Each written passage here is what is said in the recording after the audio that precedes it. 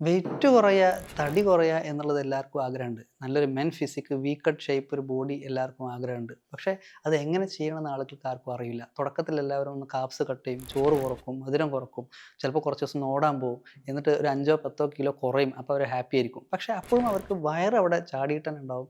Wait ചിലപ്പോൾ 5 10 kilo കുറഞ്ഞിട്ടുണ്ടെങ്കിലും വയറ് അതുപോലെ ഉണ്ടാവും. കാരണം അങ്ങനെ നമ്മൾ ചെയ്യുന്ന വെയിറ്റ് ലോസിൽ ചിലപ്പം ഫാറ്റ് ലോസ് ഉണ്ടായിട്ടുണ്ടായിരിക്കില്ല. എന്ന് പറഞ്ഞാൽ മസിൽ നന്നായിട്ട് ശരീരത്തിൽ നിന്ന് പോയിട്ടുണ്ടാവും. ശരീരത്തിലെ ജലാംശം വാട്ടർ റിട്ടൻഷൻ ചിലപ്പോൾ ഒന്ന് കുറഞ്ഞിട്ടുണ്ടാവും. അതുകൊണ്ട് നമ്മൾ 5 മുതൽ 10 കിലോ ഒക്കെ കുറയും. കുറച്ച് കഴിയുമ്പോൾ ഈ ഡയറ്റിംഗ് പ്ലാൻ നമുക്കൊന്ന് മടുപ്പ് വരും. അങ്ങനെ മടുപ്പ് വരുന്ന സമയത്ത് വീണ്ടും അതുപോലെ 10 15 കിലോ കൂടും. ഇതാണ് സംഭവിക്കുന്നത്.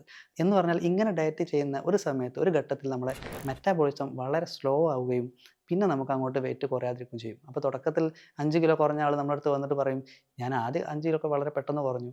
ഇപ്പം വെയിറ്റ് കുറയുന്നേ ഇല്ലാന്ന്." ശരിക്കും ഇത് ഇങ്ങനെയല്ല ചെയ്യേണ്ടത്.